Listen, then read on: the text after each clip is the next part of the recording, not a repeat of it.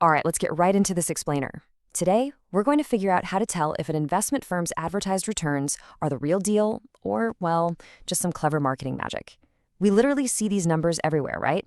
Billboards, magazines, all over our social feeds. But how do we actually separate fact from fiction?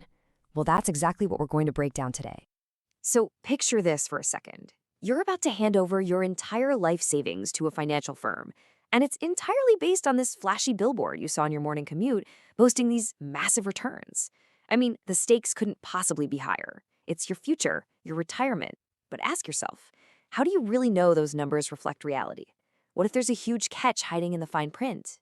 Because here's the thing, without a standardized set of rules, the financial industry can kind of turn into the Wild West. Think about it. Without standards, firms could easily manipulate their data, quietly hide massive losses, and basically mislead investors just to look good on paper.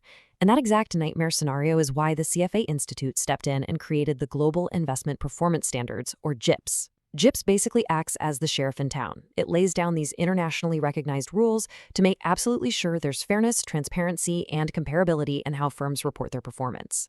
Okay, let's jump into Scenario 1, the cherry pickers. Boom, look at that number, a 45% annual return.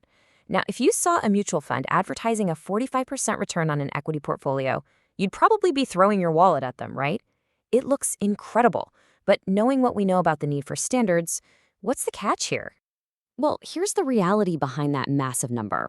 Imagine this firm actually manages 100 client portfolios. Behind the scenes, 90 of those portfolios performed terribly, or maybe just average. But 10 of them, those 10 knocked it out of the park. So what did the firm do? They selectively cherry-picked only those 10 best-performing accounts to calculate their ad, completely ignoring the bad ones. They literally artificially inflated their success to make it look like everyone is getting a 45% return. Crazy, right? And that brings us to a brilliant GIPS solution. If you're studying for the CFA exams, this is a massive concept. It's called the composite. So by definition, a composite is a group of portfolios managed using a similar investment strategy or objective. Basically, if a firm manages large-cap equity portfolios, GIPS forces them to group all those similar portfolios into one single mandatory bucket. Look at the night and day difference this makes. Without GIPS, we're back in the Wild West, right? The firm deceptively advertises just those 10 winners. But with GIPS, the firm is strictly required to show the performance of the entire 100 portfolio composite, the good, the bad, the completely average. This completely levels the playing field and guarantees you're seeing a fair, honest representation of their actual track record. Moving right along to Scenario 2, the hidden fees. Okay, here's another super impressive ad you might stumble across. An 18% portfolio return. Now, it's not 45%, but hey, 18% is still a fantastic year. But I'm going to pull the rug out from under you again. What if I told you the firm completely ignored their really hefty management fees and transaction costs when calculating that number? If you actually invested with them, your real take-home return might be significantly lower once they take their cut. So, how do we actually stop this from happening? Well, GIPS explicitly requires firms to make comprehensive disclosures. They can't just slap an 18% on a billboard and call it a day. They have to disclose their calculation methods, benchmark info, currency, risks, and most importantly for this scenario, the fees. GIPS completely neutralizes this hidden fee trap by forcing firms to clearly state whether those returns are gross returns, meaning before fees, or net returns, which is what you actually keep. Transparency isn't optional, it's mandatory. And alongside those crucial fee disclosures, GIPS strongly emphasizes something called the time-weighted return, or TWR. This is a performance metric designed to minimize the effect of external cash flows.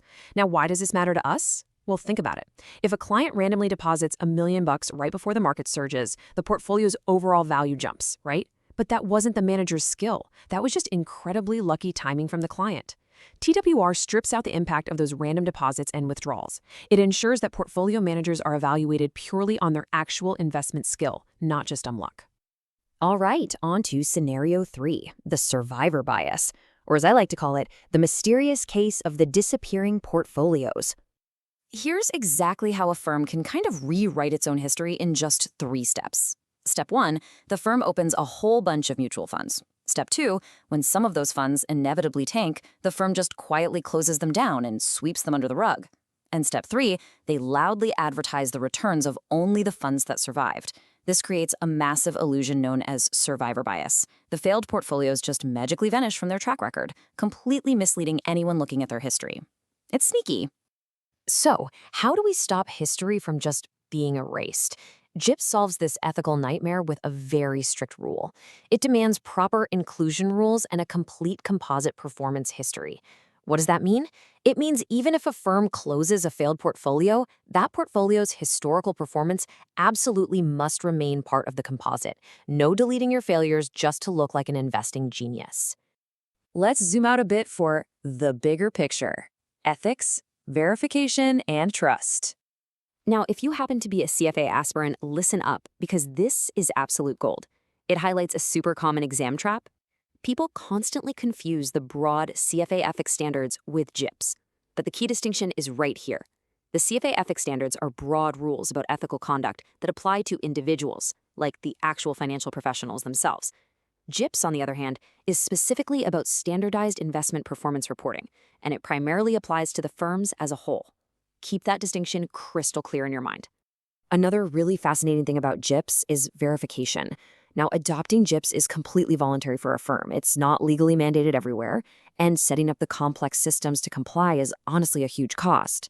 Yet, despite those heavy costs, firms willingly hire independent third parties just to verify their GIPS compliance. Why spend all that money? Because getting that third-party stamp of approval massively improves their credibility. It boosts investor confidence and proves they aren't just making up the numbers in a back room somewhere. And you really don't have to look far to see who relies on this standard. Look at these heavy hitters. Massive global asset managers. We're talking BlackRock, Vanguard, Fidelity. They go out of their way to comply with GIPS. Why?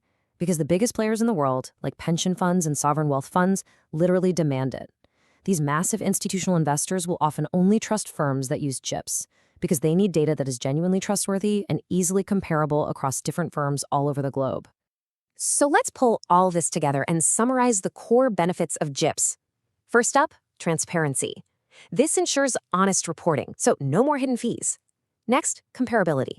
This makes it way easier to stack firms against each other without doing the whole apples to oranges thing. Then we have credibility, which vastly improves investor trust through strict rules and outside verification. And finally, ethical conduct, because grouping accounts into composites and keeping closed accounts in the history actively reduces data manipulation. Which leaves me with one final question for you. Will you ever look at a mutual fund ad the same way again? The next time you see a flashy billboard screaming about a 45% return or some viral social media post boasting incredible gains, I really hope you pause. I hope you remember the cherry picking, the hidden fees, and the survivor bias we talked about today. And most importantly, look closely at that fine print to see if they're actually playing by the rules. Because knowledge is power, and knowing how to read between the lines might literally save your life savings. Thanks for joining me on this explainer. Keep asking the right questions, and I'll catch you next time.